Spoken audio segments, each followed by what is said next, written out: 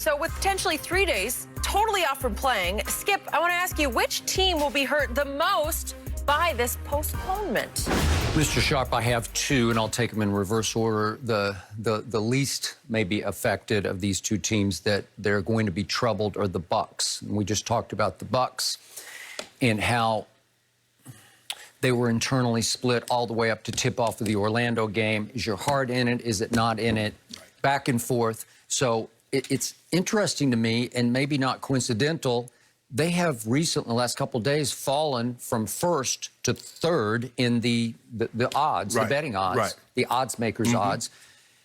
Now, Lakers, Clippers are co-favorites. Bucks are just barely third. But still, they were first just a few days back. So is Las Vegas looking at them like, is your heart in it or not? Well, I don't know. You've been around a lot of teams. You know how that internal heart of the team can be broken. It can be lost. And maybe you just don't really feel like playing basketball. Which leads me to the team that I picked to win it all, the Clippers. I think they could be even more troubled. And we start with their coach, my favorite coach, Doc Rivers. As we know, he just went viral spilling his guts over the racial justice issues that continue to haunt the black community, to cause such agony and pain and fear in your community. Doc was eloquent and powerful in the message he delivered. But his players heard it too. And they know how his heart is broken. And going to the bubble, was there any team less troubled than or I should say more troubled than the Clippers?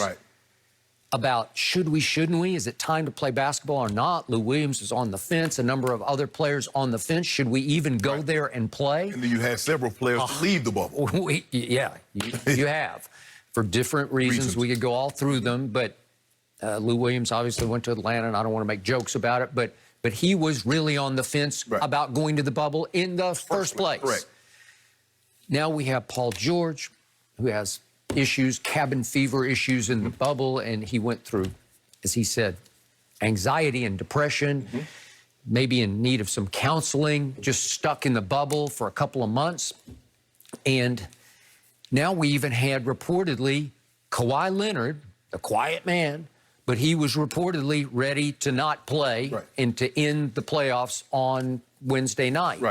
And then there was the Doc Rivers story of yesterday, and he said they thought it was over. His whole team thought it was over when they walked out of that meeting behind LeBron James on Wednesday night. Of course, he was asking yesterday, well, where are they now? And he said, oh, they want to play. They're really looking forward to it. I can't trust that. After all this team has been through, I can't trust that, Doc. I'm sorry. I wish I could. But here's my final problem with the Clippers. And I still like them as a team, but it was widely reported, your man LeBron James, as he walked out, some Lakers and most of the Clippers followed him out of the meeting. It troubles me because they look to LeBron for the signal of how they should handle it. They were following the leader, who is LeBron James, who's leading both teams. Okay, well, that doesn't feel right to me. You should have your own internal leadership, and I've told you from the start, I'm not sure who the team leader is. Kawhi's not a natural-born leader. Paul George, obviously, to me, he's more complimentary star. He's not the leader emotionally out front of this team. A lot of people think it's Lou Williams. And then he went to Atlanta. Well, did he disqualify himself? Who is the leader? Well, they don't have a leader like LeBron James is clearly the face of the Lakers and the league. So it was troubling to me that they followed him out like he showed them the way. They weren't sure what to do until he showed them what to do. Okay, well, that's obviously your primary competition. You share a building with them in Los Angeles. It was just, it hit me the wrong way. And finally, if we can just go on a purely, simply basketball level, their opponent right now, they're up 3-2, was missing its co-star the other night, Porzingis. I don't know if his knee can get better, but you just gave him, what, three really, if it's going to be tomorrow night. 3 extra days. I think he has a bruised knee. That's what they said. I don't think he's got internal damage. There's no structural damage. I don't think so.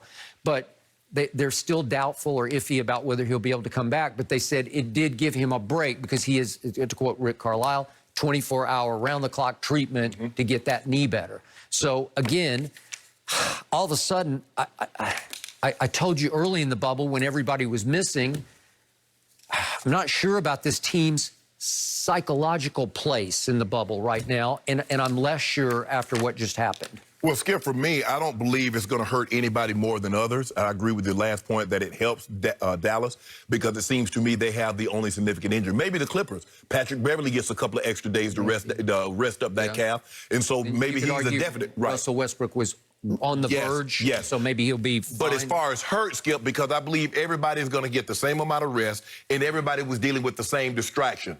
Should we or should we not play due to what transpired in Kenosha, Wisconsin? Yep. So with that being said, I don't think it hurt anyone. I really don't. I think it only helped a few teams that had significant players injured. As you mentioned, Russell Westbrook, now that quad, because it looked like he was going to play, if I'm not mistaken, on Wednesday. Well, TNT showed a pregame workout, and it looked like he was going full force to me. I was surprised he didn't play the last game. Right, so now he has 2 days, you know, so if he doesn't play, so now it's going to be Thursday, Friday, he's going to play Saturday. So he gets 3 full days off, that quad to get even more healthy. Yeah. Porzingis, that knee, as you mentioned, he's getting treatment around the clock probably every 2-3 hours. He gets 3 days, so now we'll see where he is. Patrick Beverly, that calf, I don't know how much treatment he's getting, but I'm sure rest is helping him. So, Skip, I think everybody was dealing with the same thing, the same external forces that was tugging. What's going on outside of the bubble?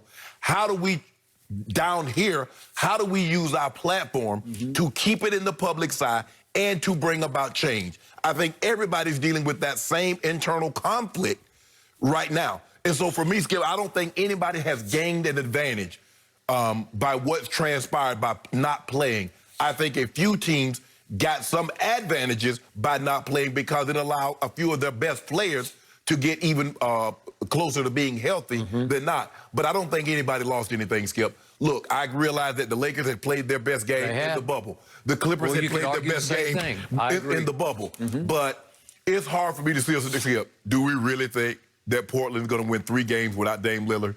Is that what we believe? And he went home. Exactly. I mean, he's gone. He's not even there to cheer them on. So even if he wanted to turn the jet round ministry, he still would have to be in quarantine for 4 days. He's gone out. So he's done. He's done. So with that being said, Skip, I really don't, honestly, I don't think anybody is at a disadvantage. I think everybody's under the same umbrella for the simple fact they're going to have the same amount of rest time and they were dealing with the same issues. What was transpiring, not only what transpired, I believe it was Sunday, in Kenosha, but what is transpiring still in America. Well, for the Lakers' sake, it's another advantage, I think, for the Lakers because what's left of Portland, I thought maybe they could dredge up some underdog fight the other night if they'd gone on the scheduled at, what was it going to be, 9 p.m. Eastern? Now you take a team that's probably sick and tired of the bubble, and you made them stay for what feels the inevitable closeout game, right? Yes. And that's a 1-2-3 Cancun game, right? Here we go. Yes. I just don't see how you lose 30 points. Your best player, there's no question he's their best player. And the last couple of games, Skip, they've kind of gotten blown out. Kind of like So I don't know. And think about it. It took a Herculean effort in game 1. Because, as you said, they were behind in the middle part of the 4th quarter, and even it came down to, like, the very end of the ball game. So now you remove that, your leader, your best player, and somehow you're going to win 3 games without your best player. Well, they know. Exactly. And they're not happy that they had to sit in those hotel rooms for an extra 3 There are a nights. lot of people that, because Dame posted yesterday a picture of him and his son on a private jet, they're like, sure we on that jet with you, Dave. Right. Headed to Portland or wherever you're going. Well, they're going to be on a jet soon. Yeah, it won't be. Well, it will be private. It'll be their own charter. Their team charter. Yep. All right, guys. I want to keep talking about the decision the league made to keep playing, and someone interesting who was involved in that. Michael Jordan was reportedly the voice of reason between the two sides. As the majority owner of the Hornets, MJ reached out to Chris Paul.